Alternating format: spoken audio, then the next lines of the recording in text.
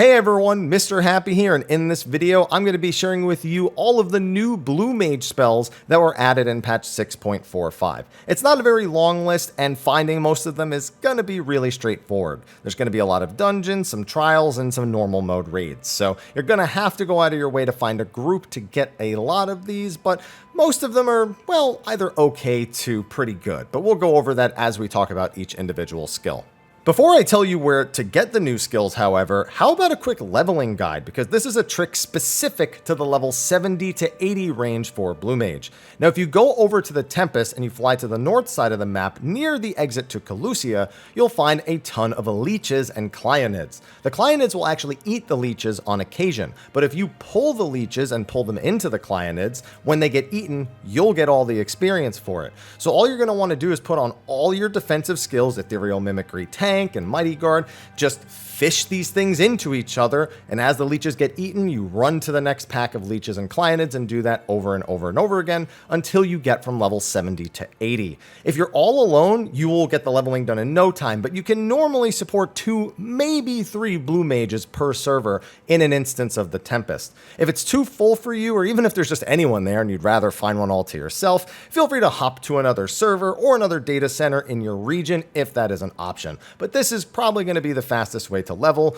with the EXP earring, food, as well as some rested XP. It took me, I don't know, maybe 60, 70 minutes to get all my leveling done. So very short leveling patch for Blue Mage and doable completely solo. Now for your first actual spell for patch 6.45, we're going to start with spell 105, and that of Goblin Punch. You can learn this from the Hobgoblins in Kholusia. They're on the far east side near the exit to the Crystarium on the beach, so just head over there until they punch you in the face. As for the skill itself, it's meant to be filler for tanks. It does more damage if you're in front of the enemy, and then if you have Mighty Guard on and you're in front of the enemy, it also gets more enhancements. It should be filler for tanks, but most tanks in serious like 8-man Blue Mage stuff just end up using a lot of blood drain. So instead it becomes useful in a different way. It's actually instant cast. So if you're kiting an enemy that's looking at you, or if you just need to be using a skill while moving, it has its uses there. But while I do have a fringe case for it, those are the intended uses, and outside of the one thing I'll talk about in a follow-up video, it's not one of my favorites. Skill number 106 is Right Round. You're going to gain this from the first boss of Malikah's Well, and it's just the follow-up attack. It'll do a split damage AoE and then jump to that spot and do a spinning attack. That's all you need to see in order to learn it. You're pretty much guaranteed if you just run the dungeon and do the first boss normally. As for the skill itself, it's another one of the, what I like to call, griefing Blue Mage skills. It knocks everything away from you when you use it, including enemies and party members. So I've yet to find a useful skill for this. The only thing that comes to mind is if you were doing like Blue Mage log stuff and you had an AoE and people weren't getting away from you, you could shoo them away yourself. And of course, if you need to do any sort of AoE knockbacks in the Mass Carnival or stuff, it can be useful for that as well. But otherwise, again, in my opinion, not a super useful one.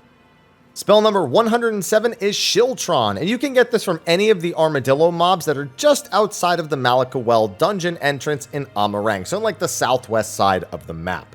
Now, as for the spell itself, it is a counterattack, so every time you're hit with Shiltron active, it will counter some potency. Now, that potency is doubled if you have the tank mimicry on. So every 15 seconds, it can be worth casting for counterattack damage as long as you're taking a lot of autos, especially useful if you're doing dungeon runs, but at the same time, most of the time you'll just use instant kill spells there anyway. So it kind of useful just as something to add damage as a tank, but you know, with Mighty Guard up, sometimes doesn't always work out super great, but that's what its primary use is. Next is Rehydration, and it's our third Armadillo skill in a row, but we're actually going to need to go to a brand new mob that was added in 6.45, the Slippery Armadillos near the entrance to the Crystarium in Amaurot. There are 2 different types of armadillos here, so make sure you're specifically fighting the slippery ones.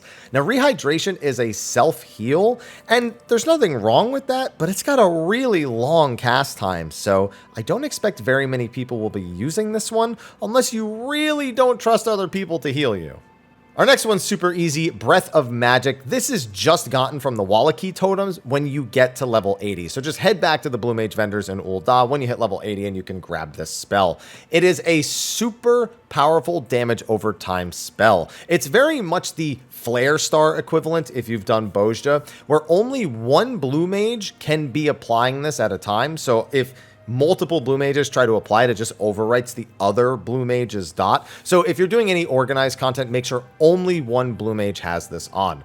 The big thing is you're going to want to super buff this pretty much every time that you use it, whether that's Bristle or Off Guard or Potions or whatever it is you can do. You want to make sure those 60 seconds of damage are going to carry you a very long way. But again, just make sure only one of you has it. Next is Wild Rage, and this is gotten from the final boss in the Hero's Gauntlet dungeon. It's just the attack where he breaks the arena. Just do the dungeon normally, then you'll get this without a doubt. But not a huge fan of this one either. It's an AoE, it does decent damage, but it has a really long cast time. The big thing is that it also sacrifices half of your health in order to use it. Now, that has its applications with Blue Mage. I guess if it would help you get into Revenge Blast range, that in particular would probably be the most useful thing to do with it. I mean, using it twice will get you to Revenge Blast range, so that is the best use, but I don't know how viable it is to go through 2 5-second casts or to swift cast and then do another 5-second cast after just to get into Revenge Blast range. I'm sure there's some math on that, but again, not a favorite of mine. I will say this, though, given it does 500 potency and then has 50% fall off after that, you know, maybe if I thought about it, it would be useful to just use and then go to Revenge Blast once you've used it twice. But again, in most AoE cases for Blue Mage, you just destroy everything with like Ultra Vibration or something like that. So I don't know. I can't really think of that many places to use it. Next, we have Peat, Pelt. This is going to be from the first boss of the Matoya's Relict dungeon, and it's, as I like to call it, the poo rolling attack. So when the poo rolls at you and you flush it down the toilet, that's when you've learned Peat, Pelt. Now, this is actually a combo action because this spell itself just does a bit of potency and then puts a 9-second dot on any of the targets it hits. Very short duration, but fortunately, our next entry is going to shed some light on that. Then we have number 112 with Deep Clean. This is going to be earned from the first boss of the Grand Cosmos dungeon. When the brooms go across the room and they sweep up the little mud on the ground, that's what's going to teach you this skill. Now, like I said earlier, it is a combo with Peat, Pelt. It actually removes that begrimed debuff and grants a stacking regen based on the number of begrimed debuffs you removed. It goes up to a potency of 300 because you can get up to 6 stacks. So in an AoE, again, if you were to apply Begrimed and then use this, you could get up to this 300 potency regen. So somebody could actually Peat Pelt the enemies and then, say for example, a tank could then Deep Clean and they could give themselves the heal over time.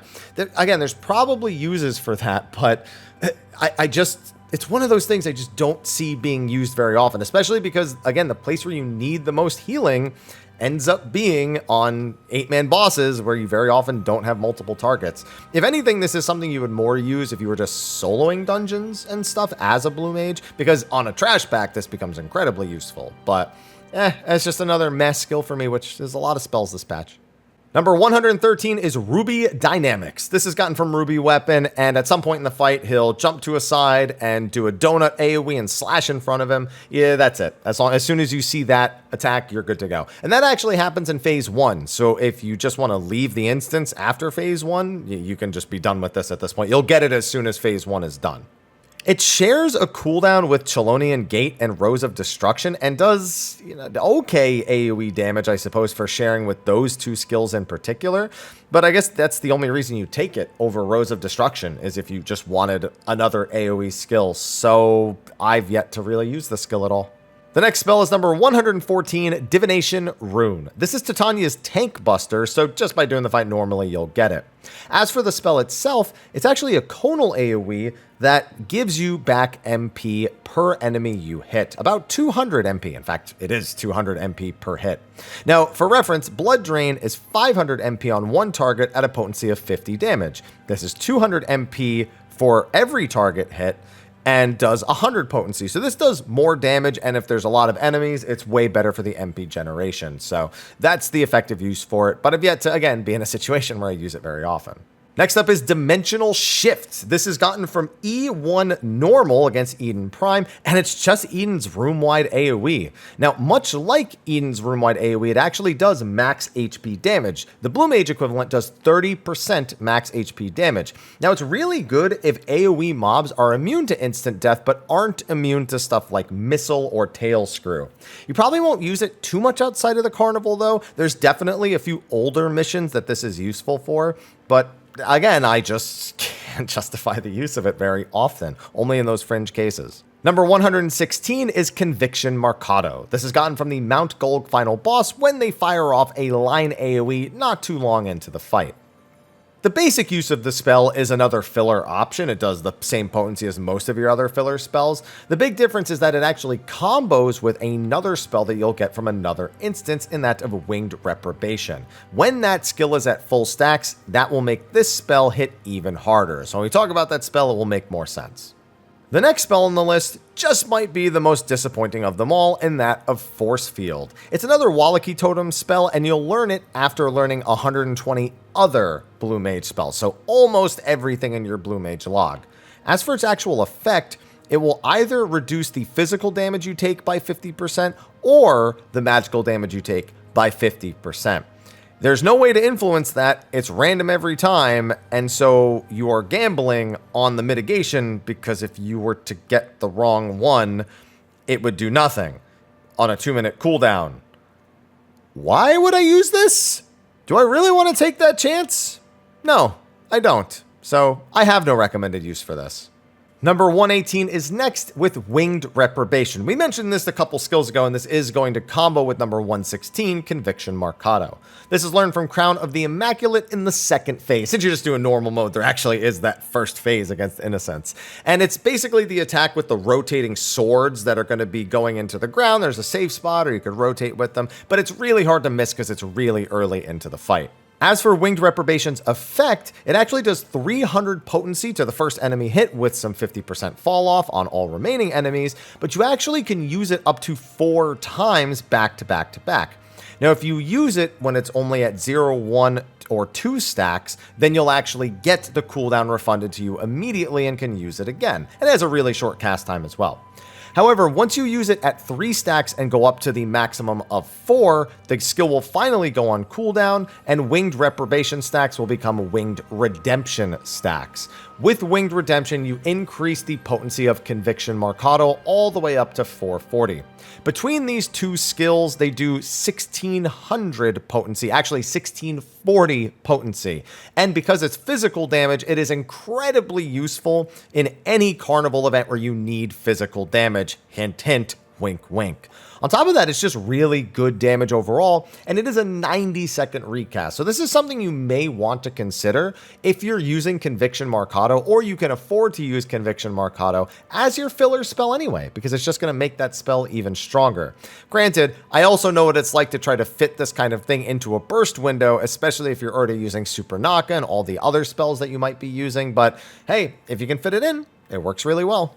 Next up is number 119 with Laser Eye. You are going to earn this from E12 normal, so head all the way down to Eden's Promise, and you will have no issue learning this. It's actually from the downtime ad phase that's exclusive to the normal difficulty. I don't know, maybe the Savage difficulty version of it would work as well, but it's the downtime phase that you'll have to go through in normal regardless, so you definitely can't miss this one.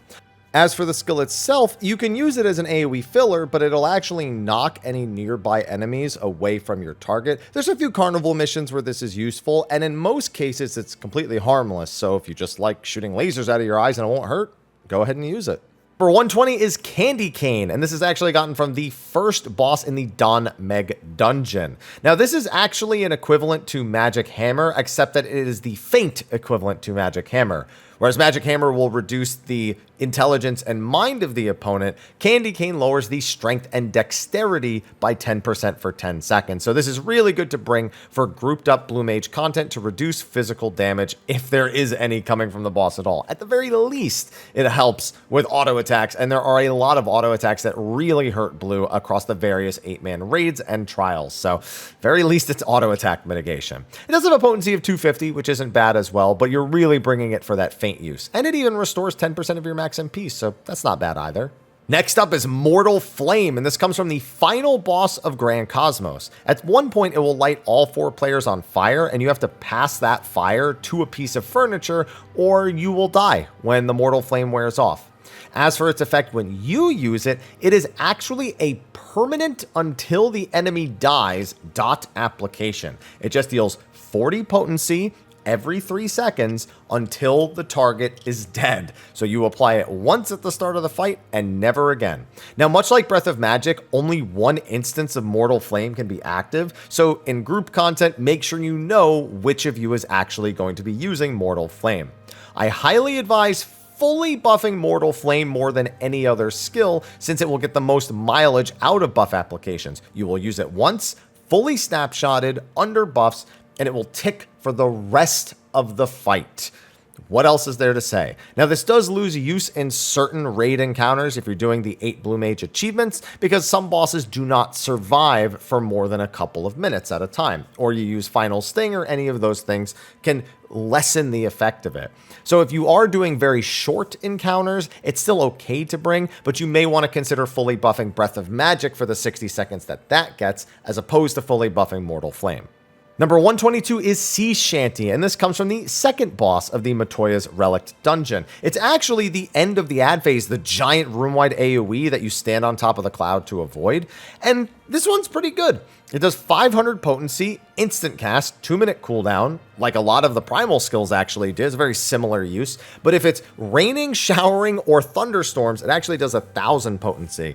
So if there are any instances that have those weather effects in them, and some instances do have various weather effects like this, then it becomes infinitely more powerful. That being said, even without it, instant cast 500 water damage, great for a lot of carnival uses, and decent enough to consider putting into your list of skills. Number 123 is Apokalypsis. This comes from the last boss of Amaurot, and it is not missable because it is the giant laser beam that the boss fires through the middle of the room. This spell is an interesting one because it's either completely useless or one of the most powerful spells that you can take. So this actually deals 140 potency every second to every enemy in a straight line before you. There's no damage fall off. It's just a giant laser beam that you fire out of your face for 10 seconds. The big thing is that because it ticks every second, it does 1,400 potency if you can channel it for the whole 10 seconds. Where it becomes the most powerful is that this channel can actually persist through the waning effect of Moonflute. So if you use Apokalypsis, which it is instant cast, as the very last thing before your Moonflute buff wears off, and you don't have to move and you don't have to interrupt the channel, you can essentially burn through 10 seconds of your 15-second downtime from the waning buff. Now, of course, if a fight would force you to move in that time, this skill loses a lot of its value, especially because it shares a cooldown with number 124. So you may want to consider taking this or 124. It's just a matter of the individual boss and whether or not it's useful. And finally, number 124 is Being Mortal. This is also from Titania, much like Divination Rune. This is from the end of the ad phase. After you do the ad phase and you get hit with the room-wide AoE, that is the Being Mortal spell. And this is just 800 potency on the first enemy hit, 50% fall off, 2-minute cooldown, and shares a cooldown with Apokalypsis. So if you know you can't do the Apokalypsis channel, or at the very least you can't do it for the minimum time it would take to be better potency than Being Mortal, which is 6 seconds, then you want to take Being Mortal instead. Sometimes it's nice to just have the mobility of Being Mortal as well, or the instant upfront damage of it, but those are your options, and those are also all 124 spells now if you've been keeping up with my other spell learning videos. And that's going to be a wrap for my latest video on Blue Mage. I am going to be doing one on the Mask Carnival's new entry as well, both how to just beat it and how to actually get the achievement for doing certain things. But that's going to be something that we go over in that particular video. Anyway, thanks for watching. Be sure to like, favorite, subscribe, and share, and I will see you all in the next video. Until then, take care.